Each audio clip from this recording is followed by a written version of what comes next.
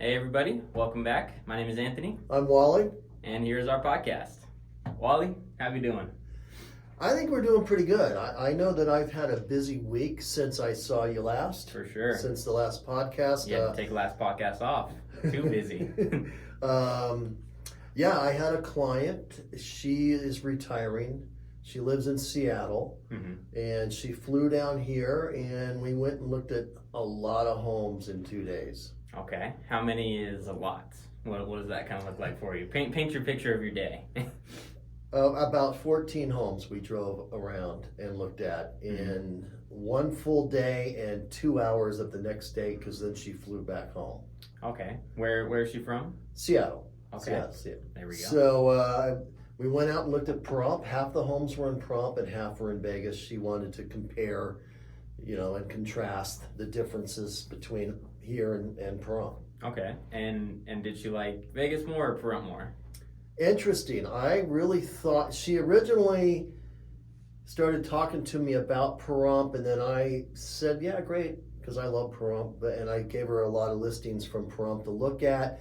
And then I kind of snuck in some Las Vegas listings that I sent her, and she started to like some of the Vegas things. And I thought once she saw that, and once I took her around, that she would want to stay in Vegas. But it turns out she really wants to go to pahrump, which is cool. I mean, you get more bang for your buck out there. It's that simple. For sure. And is that what she was looking for? Kind of some more land out there, more secluded? And a very important thing for her was community. And she brought that up several times. And I think the most important part of the question you just asked was not necessarily the home and the land, but community. And that's what she was looking for. Right, and kind of like you've explained before with the different wineries and different stuff to do out there, I would definitely say you can get closer to people as rather than Las Vegas. We're such a big city. True, and 100% true. And we looked at a lot of different homes out there and found some really nice houses that I liked as well. Okay. And so her house now is on the market in Seattle, and she'll be a Nevadan here shortly.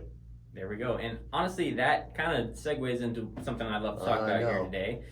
So we do have some good information here from Redfin. It's actually talking about people moving from Las Vegas and people moving to Las Vegas. So the top people that are moving to Las Vegas from different areas, the top, and it's actually by a long shot, it's Los Angeles. So Los Angeles, and this is not a surprise there. Nothing, not a surprise at all. And this right here is from September to November. They are about, the number is 5,000 net inflow. And then now that's September to November of this year, right? Yes, it is. Yep, 2024. And so their net inflow is 5,000, and then the second closest 5,000 people. 5,000 people. Or I'm not sure if that's people or if it's what kind of metric that is. But then the second, number 2, Seattle, and that's by a long shot. That's only 782. So you can see that Los Angeles is our big number 1. Yes. Honestly. And then I remember reading this and talking to you about it. 3, 4, and 5 are. So 3 and 4, San Francisco and San Diego, and then 5 actually is Honolulu, Hawaii. So for anybody who doesn't know, Las Vegas is the 9th island. So we have. Yes, we are considered the 9th island. We have a lot of Hawaiians living here, which is great. I lived in Hawaii when I was a kid. Really? My dad was military. We moved a lot, and one of the places we lived in was Hawaii. Okay, that's great. And honestly, my favorite food here in Las Vegas is Hawaiian food. So if you guys go Matiki Island Grill, that's super good. There's a couple different others that I could definitely link down below. Well, we segued into our eating situation awful quick. We did. Let's say that in a second. Let's say that for a second, because we do remember you did go to that one restaurant, so we got to talk about that. Now, people leaving Las Vegas going elsewhere, I actually was a bit surprised about this. 1, 3, and 4, 1, 4, and 2, it's actually Arizona. So okay, that was a little confusing. Say that one more time. My bad. So number 1 is Phoenix. Number 1 of what? People leaving Las Vegas and moving to another city? To another state, okay, yes. So number 1 is from Vegas to Phoenix. That's interesting. Number 2 is Lake Havasu. Wow. That's a very small community down there. Right. So very small city. Wasn't thinking about that one. And then number 3 actually is a little surprising. It's Reno. So people kind of staying in Nevada, but maybe just getting a little tired of the city. Yeah, because Reno is a much smaller town than Las Vegas. Mm-hmm. And then in Reno, you're going to have more of a winter. You're right below Tahoe, so if you like to ski and you like the outdoor stuff, you're super close to some great skiing. I mean, they had the Olympics up there years ago, so. And Lake Tahoe is just beautiful. It's amazing. Beautiful. If you got a boat, go on that lake out there. You could spend hours and days out there, really.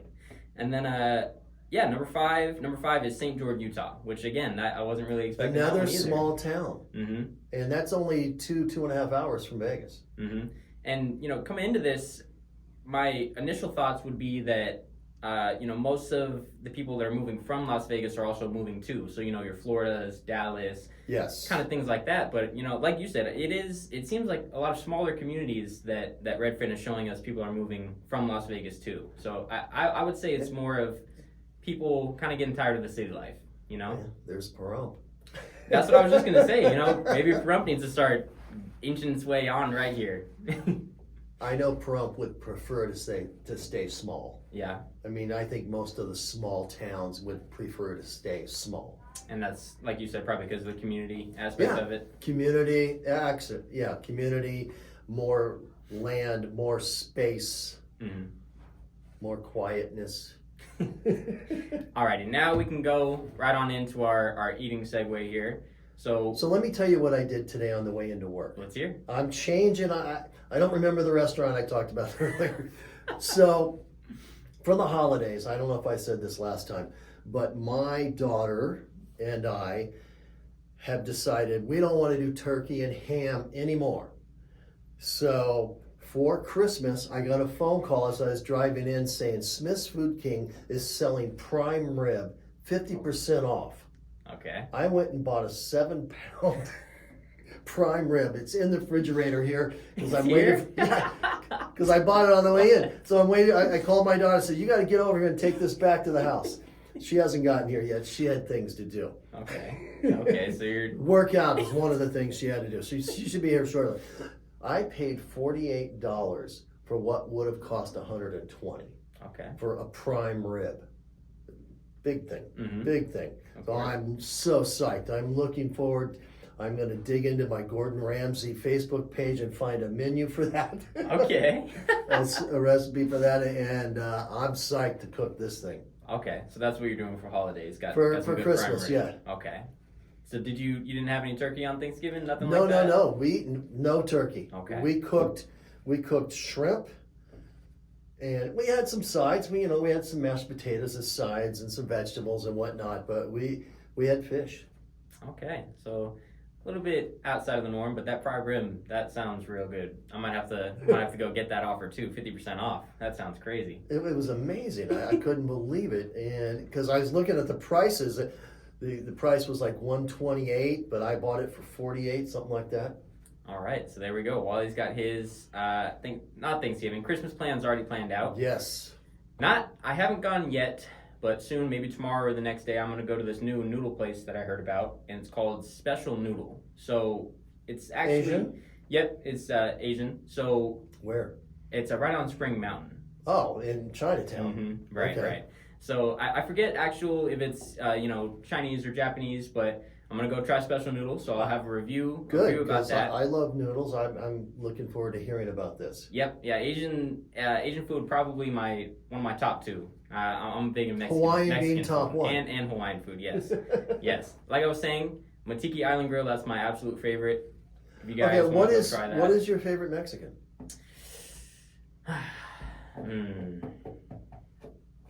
That's tough. That's real tough. I like this place that's right next to us. Have you ever tried that? Viva Mercados? Yes, yeah. I've been there several times. So that's a bit... Mexican is tough. I'll be honest, I like more of the fast food kind of Mexican food. So I'm a big... Is that really Mexican food? It's not. It's definitely not. Okay, let me ask you. Have you ever stopped in Las Vegas on different corners? There's people with their trucks, and they're actually out there cooking Mexican food on the corner of a gas station, in a parking lot, or all different places, and they get a line of people. Have you ever eaten one of those? I haven't tried one of those, but kind of going along with what you said, we have a lot of people who cook the tamales. So I've visited a few tamale men. But no, I know what you're talking about, and those actually have city permits from them, don't they? They have to. I remember hearing a news story a while back that restaurants were getting very upset about these people. Right, yeah. So now they got all the permits in that, but yeah, I have seen a lot more of those popping up, like you said, kind of like, right in front of a CVS or right on the corner of, Yeah, somewhere. right in the corner of a gas station. They're all over the place, and it looks good. I mean, that's going to be real Mexican food. Right. Some good street tacos. Yeah. All right. Well, do we have anything else to talk about today? You know what? Yes, we do, as a matter of fact. Let's talk about what the interest rate is today. We always talk about that. Of course, our favorite. So this is from my lender that sends me information Monday through Friday. Let's see. What else can we talk about? The interest rate today, conventional 30-year, 6.95. FHA 30-year, 6.32. VA 30-year, 6.33. So those numbers are really not changing much at all. They fluctuate from like 6.2 to 6.5. It's just always fluctuating in that.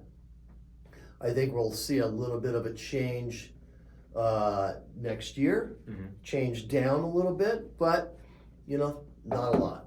And I actually last week we had actually talked to Rick about this. Maybe I didn't get to show you the graphics, but they did some interviews with some different people predicting what they think the rates are going to do for December and for the next year as well. And honestly, a lot of them were predicting not much change. Right. Staying in the high and upper sixes and kind of like that. So do you expect this next year to bring much change to the interest rate, or do you think it's going to be very gradual? I think it's going to be gradual, but I think it's going to be a gradual change. Okay, so you do expect it to get lower? Yeah, but we will never see 3% again in our lifetime, and there's different people out there under 3%. We're not going to see that. I do think that we'll get into the very low sixes, maybe by the end of the year, hopefully into the high fives. Okay. So yes, it's going to be very gradual. Gradual is another word for slow. Okay, and then one last thing that we do have to bring up, I actually forgot about this. We have another graphic from Redfin, and now this is talking about investor purchases in Las Vegas. And so this is, businesses in Wall Street purchasing homes in Las Vegas for the opportunity to rent them out. So we saw a real huge, large, big influx of this around 2021, and obviously going into 2022 as well. But looking as far as 2023 and 2024, it has slowed down about 65%. So they've halted the buying. And from what I can see, the reason for that is a lot of the properties that they were buying and trying to rent it out, a lot of them are sitting on the market. So they're having to drop the rent and they're losing money on that. So the one thing I just love to bring up with this is when you expect them, obviously if they're losing money on this, eventually they're going to start offloading some of these properties. Do you think that's going to affect our inventory rate and hopefully drive it up? It will. Yes. Yeah, I do. I don't think it's going to be a drastic thing, but yeah, it will affect it a little bit, somewhat. I mean, it's just a matter of supply and demand. So the more supply we have brings down the demand, which could potentially affect prices. And anytime that we're getting single family residents and just homes in general out of companies' hands and into people's hands to where they can start building generational wealth, that's always what we're looking for. That's the goal. So hopefully that starts kind of picking up in this next couple of years, and inventory will start hopefully going up. It will. Don't hold your breath though. Sorry. Alrighty. Well, you guys have a great rest of your week. If you have any questions, go ahead and leave them down in the comments. And we wish you just awesome holidays, safe and fun holidays, and hopefully you have a great meal at Christmas as well. There we go. Go get Wally's half off prime rib. See you guys. See you later.